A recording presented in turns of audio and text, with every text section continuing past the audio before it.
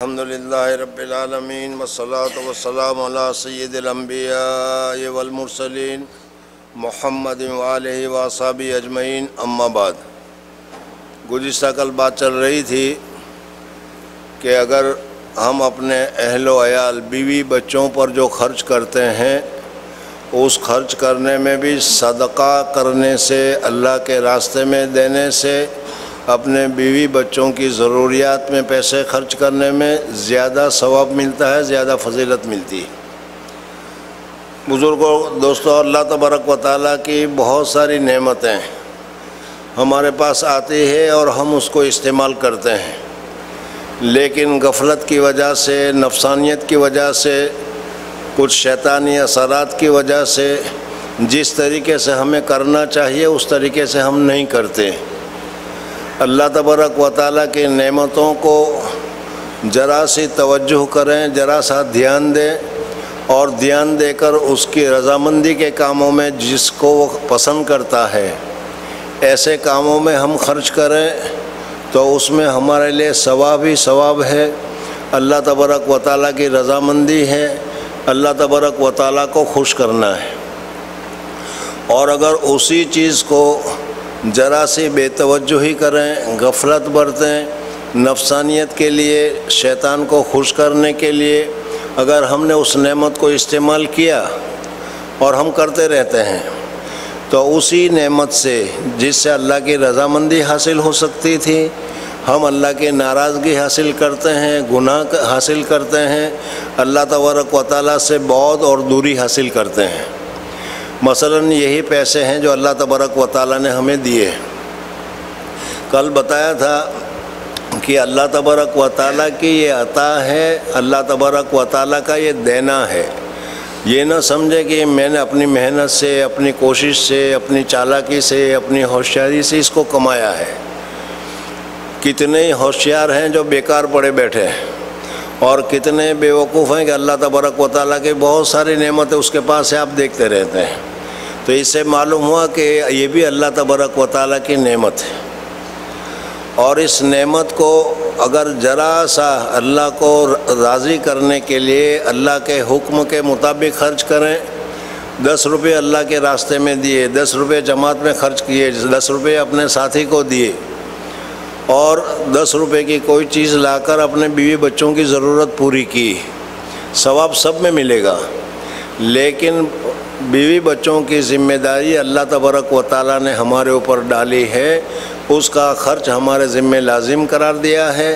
اس وجہ سے اس میں ہم خرچ کریں گے تو اس کا ثواب ہم کو زیادہ ہوگا۔ آج ہم ہر ایک آدمی، میں بھی اور آپ حضرات بھی،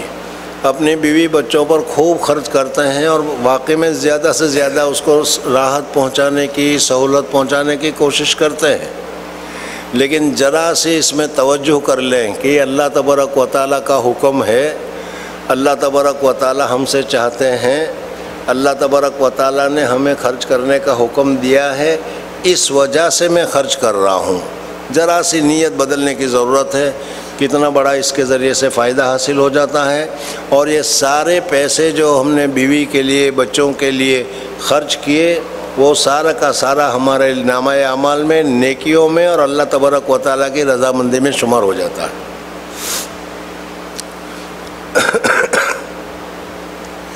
وقت تو بہت مختصر ہے، اور حضرت شیخ نور اللہ مرکزہ نے اپنے والد سے فضائل صدقات میں قصہ لکھا ہے کہ پانی پت کے پاس کرنال میں ایک آدمی رہتا تھا، اس کے اوپر کچھ مقدمہ ہو گیا، اور اس مقدمہ ہو جانے کی وجہ سے اس کو جمنا ندی کو پار کرنا ضروری ہوا۔ گنگا اور جمنا یہ ہندوستان کی بہت بڑی ندیاں ہیں، اور اس میں جب پانی آتا ہے تو پھر آدمی تیرنے کی بھی طاقت نہیں رکھتا، بڑا جوشیلا اور بڑا زور سے اس میں پانی آتا ہے۔ بہرحال اس آدمی کو جانا تھا، وہ ہر ایک کشتی بان کے پاس، تیرنے والے کے پاس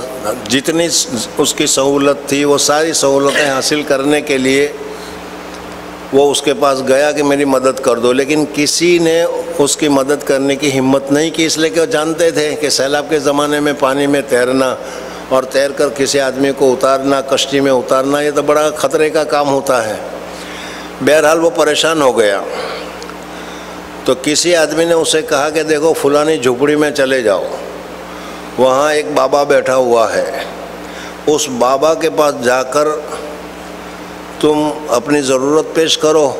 اگر اس نے کچھ مدد کر لی تو تمہارا کام ہو جائے گا۔ مطلبی اور ضرورت مند آدمی ہر چیز کے پاس پہنچ جایا کرتا ہے۔ اس نے بھی سمجھا کہ اب کوئی راستہ تو ہے نہیں، وہ بابا کے پاس پہنچ گیا اور بابا سے جا کر اس نے کہا کہ مجھے جمنا کو پار کرنا ہے اور کوئی شکل نہیں ہے، آپ مجھے جمنا پار کرا دیجئے۔ انہوں نے پہلے تو خوب ڈانٹا ڈپٹا، بھگایا اس کو کہ چلا جا، میرے پاس کیا ہے، کچھ نہیں، لیکن اس کو تو ضرورت تھی اور اس کو بتا دیا گیا تھا کہ یہی کچھ کر سکتا ہے۔ اس نے بہت منت و سماجت کی، بہت منت و سماجت کی، تو پھر آخر میں اس بابے نے یہ کہہ دیا کہ اچھی بات ہے، چل جا، جمنا کے پاس چلا جا اور جمنا کو جا کر کہہ کہ مجھے اس شخص نے بھیجا ہے جس شخص نے کبھی کھانا نہیں کھایا، مجھے اس شخص نے بھیجا ہے جو کبھی اپنی بیوی کے پاس نہیں گیا، یعنی جماع نہیں کیا، ایسے آدمی نے مجھے بھیجا ہے کہ مجھے راستہ دے دے۔ مطلبی اور غرضی آدمی تو بس اتنا ہی اس کو تو کافی ہوتا ہے۔ جلدی سے اس نے یہ سنا اور سن کر سیدھا جمنا کے پاس پہنچ گیا اور جا کر کہہ دیا کہ یہ جمنا، مجھے اس آدمی نے بھیجا ہے کہ جس نے زندگی میں کبھی ایک لقمہ نہیں کھایا اور جس نے کبھی اپنی بیوی کے ساتھ جماع نہیں کیا، اس نے مجھے کہا ہے کہ مجھے راستہ دے دے۔ اللہ کا کرنا تھا اور جمنا نے راستہ دے دیا، پانی رک گیا۔ حضرت موسیٰ علیہ السلام کے واقعات میں آپ حضرات نے دیکھا بھی تھا، وہ معجزہ تھا، یہ کرامت تھی، وہ نکل گیا۔ حضرت شیخ نور اللہ مرکزو فرمایا کرتے ہیں کہ عوام جو ہوتی ہے اس کی بیوی تو سر پر چڑھی ہوئی ہوتی ہے، سب سلیلا رہے کہ ہاں، اس لیے کہ اسے معلوم ہے کہ ذرا سا ہم کچھ بولنے جائیں گے تو تھپڑ مار دے گا، یہ کرے گا وہ کرے گا، شوہر سے ڈرتی رہتی ہے۔ لیکن مولانا صاحبان، مفتی صاحبان کی جو بیویاں ہوتی ہے وہ اس کے سر پر چڑھی ہوئی ہوتی ہے، اس کو معلوم ہے کہ یہ ظلم تو کرنے والا ہے ہی نہیں۔ تو حضرت فرماتے ہیں کہ اس کی بیوی سن رہی تھی، وہ آئی اس کے پاس اور آنے کے بعد کہا کہ کیسا جھوٹا آدمی تو، یوں کہا کہ میں نے زندگی میں کبھی کوئی لقمہ نہیں کھایا، بغیر کھائے ہوا کھا کھا کر تو یہ مستنڈا بنا بیٹھا ہے، وہ تو جانے اور تیرا خدا جانے، لیکن تو نے جو یہ کہا ہے کہ جو کبھی بیوی کے پاس نہیں گیا، تو پوری یہ میں کرکٹ کی فوج جمع کر رکھی ہے، لائی کہاں سے؟ سمجھ میں آیا نہیں؟ لائی کہاں سے؟ تیرے ہی پاس سے تو آئی تھی، تو ہی تو میرے پاس آیا تھا، اور تیرے ہی بچے ہیں، میرے ہی بچے ہیں، اور تو کہتا ہے کہ میں کبھی بیوی کے پاس گیا ہی نہیں۔ اب اس نے کہا کہ جانے دے، تیرا کیا ہے، میں کہتا ہوں کہ سب بچے میرے ہیں، اور کبھی کیا ہے تو نے کوئی برا کام نہیں کیا، میں کہتا ہوں نا، لیکن جتنا وہ کہتا جاتا تھا وہ اس کے اوپر سر چڑھی جاتی تھی کہ تو مجھے کہہ رہا ہے، لیکن اب یہ دنیا میں ڈھنڈورا پیٹتا پھرے گا کہ فلانے بابا جو ہے وہ کبھی بیوی کے پاس نہیں گئے، تو یہ بیوی لائی کہاں سے؟ بہت اس نے سختی کی۔ جب سختی کی اور اس نے سمجھا کہ اب یہ ماننے والی نہیں ہے، تو اس نے کہا کہ دیکھ ایک بات میری سن، میں نے بچپن میں ایک تقریر سنی تھی اور اس تقریر میں یہ سنا تھا کہ جو بھی کام اللہ کی رضامندی کے لیے کیا جائے، دنیا کا کام بھی دین کا ہو جاتا ہے، یہ میں نے سن رکھا تھا، اور اس وقت سے میں نے یہ طے کر لیا تھا کہ جو بھی کام کروں گا وہ اللہ کے لیے ہی کروں گا، دنیا کا کام بھی اللہ کے لیے ہی کروں گا، اللہ کو راضی کرنے کے لیے ہی کروں گا۔ اس وجہ سے میں نے کھایا اور خوب کھایا۔ کتنی نعمتیں آتی ہے دیکھو، ہم کھاتے ہیں لیکن اس کھاتے وقت ذرا سا بھی ہمارا دھیان ادھر نہیں جاتا کہ ہم یہ کیوں کھا رہے ہیں۔ نفس کو اچھا لگتا ہے اس لیے کھا رہے ہیں، نفس کو خوش کرنے کے لیے کھا رہے ہیں، پیٹ کو بھرنے کے لیے کھا رہے ہیں، سبھی ہم یہ کر رہے ہیں۔ لیکن وہ اس لیے کھاتا تھا کہ یہ اللہ کی نعمت ہے، اس کو میں اللہ نے کھانے کا مجھے حکم دیا ہے تاکہ میں کھاؤں، کھا کر بدن میں طاقت آئے تو میں اللہ کی عبادت کروں، اس لیے میں کھا رہا ہوں۔ میں بھی کھاتا ہوں، آپ بھی کھاتے ہیں، اور کھانے کا جو ہمارا مقصد ہے وہ بھی میں نے آپ کو بتا دیا کہ ہمارا مقصد کیا ہے، اور یہاں اس کا مقصد کیا تھا۔ وہ یہ کہتا ہے کہ میں کھا رہا ہوں، خوب کھا رہا ہوں، پیٹ بھر کے کھا رہا ہوں، لیکن اس لیے کھا رہا ہوں کہ اللہ نے مجھے کھانے کا حکم دیا ہے۔ اگر میں نہیں کھاؤں گا تو یہ مشین خراب ہو جائے گی، یہ نہیں کھاؤں گا تو میں مر جاؤں گا، خودکشی کا حکم ہوگا۔ اور اگر میں کھاتا ہوں اس وجہ سے کھا رہا ہوں کہ اللہ کا حکم ہے، کھاتا ہوں تاکہ میرا بدن صحیح سالم طاقت والا رہے تاکہ میں عبادت کر سکوں۔ اس وجہ سے میرے اس کھانے میں بھی برکت تھی، میرے اس کھانے میں بھی اللہ تبارک و تعالیٰ کی عبادت تھی، اور یہ میں نے اپنے نفس کے لیے نہیں کھایا بلکہ اللہ کے حکم کی وجہ سے کھایا۔ رہ گیا جماع کا مسئلہ، میں تیرے پاس آیا اور جماع کیا، میں نے خوب جماع کیا، لیکن جس وقت جماع کیا تو اپنی خواہش کو پوری کرنے کے لیے، اپنے جوش کو پورا کرنے کے لیے، اپنے کو اچھا لگنے کے لیے میں نے کبھی جماع نہیں کیا۔ میں نے صرف اس وجہ سے جماع کیا کہ تیرا حق ہے مجھ پر، شادی ہونے کی وجہ سے عورت کا ایک حق ہمارے اوپر لازم ہو گیا، اس حق کو ہمیں پورا کرنا ہے، تو اور یہ اللہ تبارک و تعالیٰ کا حکم ہے، اس وجہ سے اس حکم کی وجہ سے میں نے یہ کیا۔ تو اس نے کھانا بھی کھایا، جماع بھی کیا، جو سارا ہمارے ذہن کے اعتبار سے ایک دنیاوی چیز ہے، لیکن ذرا سی نیت بدل دی اس نے، اس نیت کے بدلنے کی وجہ سے وہ سارا کا سارا کام اس کے لیے ثواب کا بن گیا، نیکی کا بن گیا، اللہ تعالیٰ کی رضامندی کا بن گیا، اور کتنی بڑی رضامندی ہو گئی کہ اپنے زمانے کا گویا کہ وہ شیخ بن گیا، ولی بن گیا، کہ اللہ تبارک و تعالیٰ نے اس کے زبان میں اتنی طاقت دے دی کہ جمنا ندی نے بھی راستہ دے دیا اس کو۔ تو بزرگوں اور دوستوں، ہم بھی اپنے بیوی بچوں پر خرچ کرتے ہیں، اور بہت خرچ کرتے ہیں، غصے میں بھی خرچ کرتے ہیں، رضامندی کے ساتھ بھی خرچ کرتے ہیں، لیکن کبھی ہمارے ذہن میں یہ نہیں آتا کہ اللہ کا حکم ہے اور اس میں خرچ کروں گا تو مجھے صدقہ سے زیادہ ثواب ملے گا۔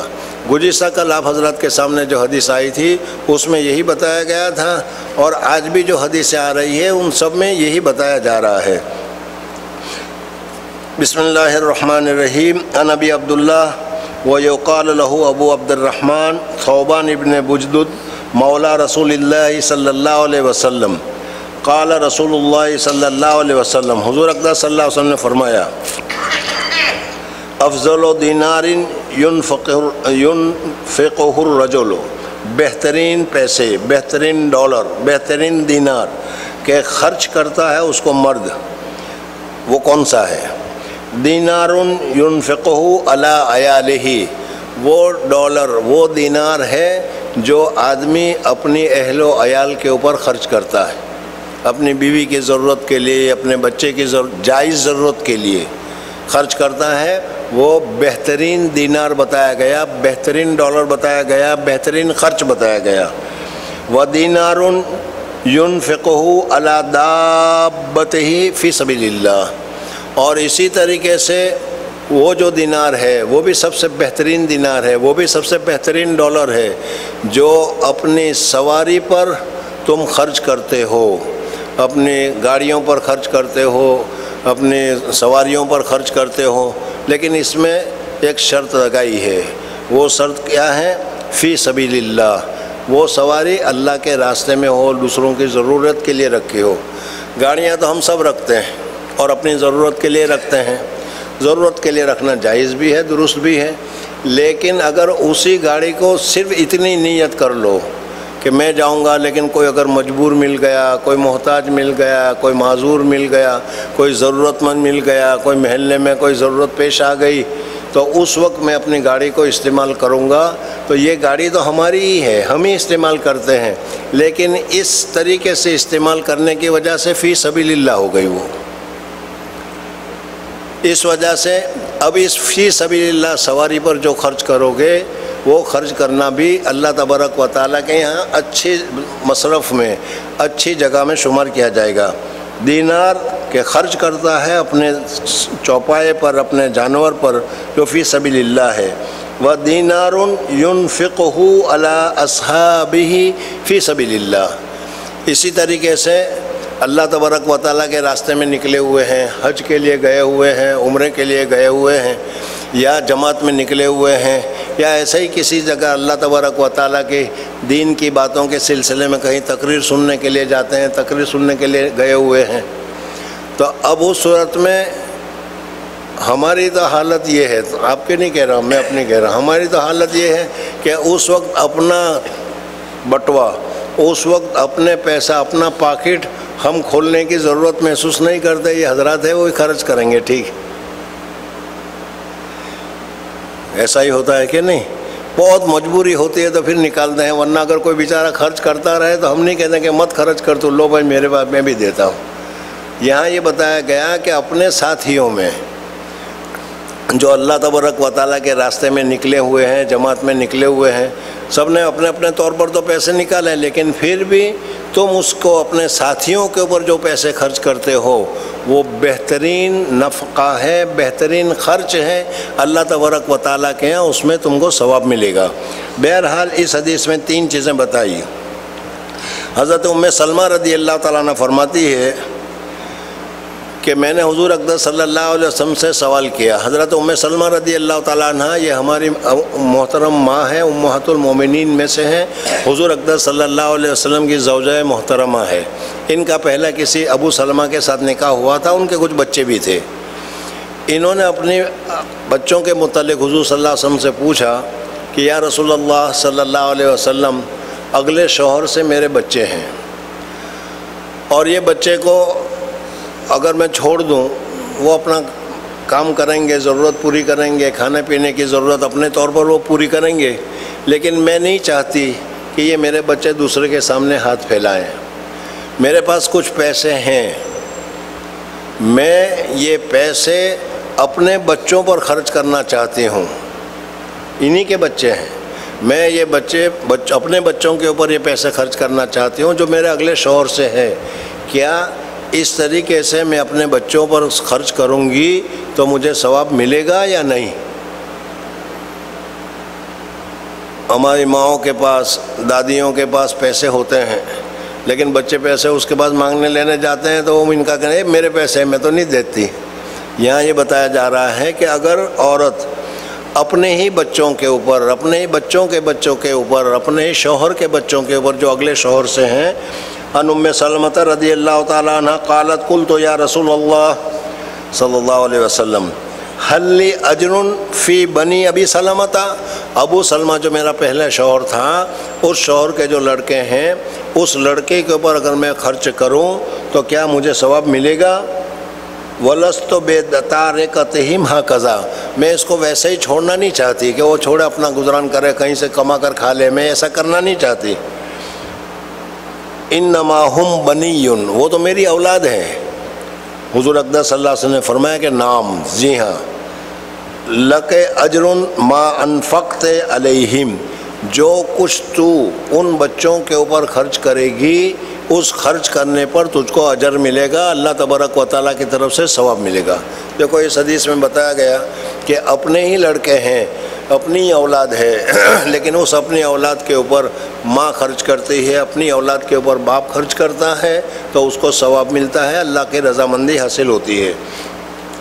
عن سعد بن ابی وقاص رضی اللہ تعالیٰ عنہ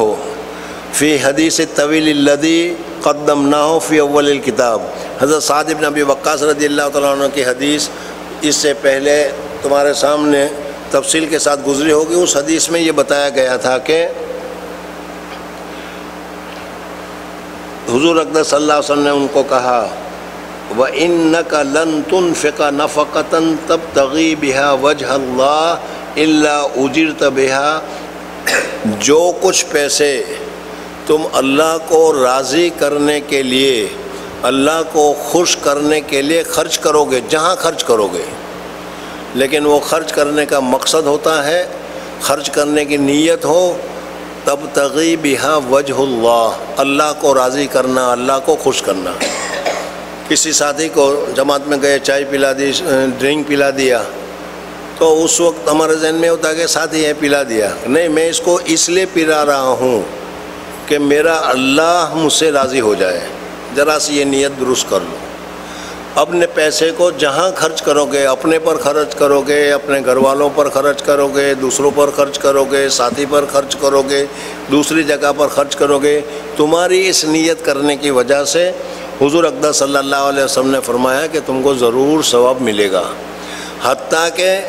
حضور صلی اللہ علیہ وسلم نے فرمایا ما تجعل فی فی امراتک، اپنی بیوی کے منہ میں اگر تم لقمہ بھی رکھ رہے ہو، بہت ساری صورتیں، بہت ساری شکلیں ہوتی ہے لقمہ رکھنے کی، آپ حضرات جانتے ہیں، خوش کرنا ہے، یہ کرنا ہے، وہ کرنا ہے، لیکن صرف اس لیے ہے کہ یہ اللہ تعالیٰ نے میرے ہاتھ کے نیچے رکھی ہے، اللہ تبارک و تعالیٰ نے اس کو میرا ماتحت بنایا ہے، اس کو خوش کرنا میرے لیے ضروری ہے، اس وجہ سے میں اس کو خوش کرنے کے لیے یہ لقمہ اس کے منہ میں رکھ رہا ہوں تاکہ میرا اللہ راضی ہو جائے۔ کر رہے ہو تم اپنی ضرورت کی وجہ سے، خوش کرنے کی وجہ سے، لیکن یہ خوش کرنا بھی اللہ کے راضی ہونے کے لیے ہے، اللہ کے لیے کر رہے ہیں، تو اس میں بھی ہمیں کیا ملے گا؟ ثواب ملے گا۔ وعن ابی مسعود البدری عن النبی صلی اللہ علیہ وسلم قال اذا انفق الرجل على اهله نفقة يحتسبها فهي له صدقة، متفق علیہ۔ اس حدیث کا بھی یہی مطلب ہے کہ حضور اقدس صلی اللہ علیہ وسلم نے فرمایا کہ جب آدمی خرچ کرتا ہے اپنے اہل و عیال پر کوئی خرچ کرنا، لیکن اس خرچ کرنے سے وہ گمان رکھتا ہے، نیت رکھتا ہے کہ اس کے ذریعے سے میرا اللہ راضی ہوگا۔ بزرگ اور دوستو، ہم اپنے گھر والوں پر بہت خرچ کرتے ہیں، لیکن ہو سکتا ہے لیکن میں یہ سمجھ رہا ہوں کہ بہت سی مرتبہ ہم یہ نیت ہمارے دل میں آتی ہی نہیں، ہمارا دماغ وہاں تک پہنچتا ہی نہیں کہ میں یہ خرچہ کر رہا ہوں تاکہ میرا اللہ راضی ہو جائے۔ اگر ذرا سے یہ اپنی نیت کو ہم درست کر لیں، ذرا سا ہم اپنا یہ خیال کر لیں، تو جتنے پیسے ہم گھر پر بھی خرچ کریں گے، گھر والوں پر بھی خرچ کریں گے، سب میں اللہ تبارک و تعالیٰ ثواب عطا فرمائے گا اور اللہ تعالیٰ کی رضامندی حاصل ہوگی۔ یہ تو سارا کا سارا اللہ تبارک و تعالیٰ کے راستے میں خرچ کرنے کے متعلق ہے۔ بہت سارے حضرات ایسے بھی ہوتے ہیں کہ وہ پیسے کو اپنی ضروریات، پیسے کو اپنی محنت اور پیسے کو اپنی پراپرٹی سمجھتے ہیں اور کسی پر بھی خرچ نہیں کرتے، اپنے پر بھی خرچ نہیں کرتے، بیوی بچوں پر بھی نہیں خرچ کرتے، ایسے بھی ہوں گے بہت سارے۔ ان کے لیے کیا حکم ہے؟ انشاءاللہ آئندہ کل۔ سبحان اللہ و بحمدہ، سبحانک اللہم و بحمدک، نشہد ان لا الہ الا انت، نستغفرک و نتوب الیک۔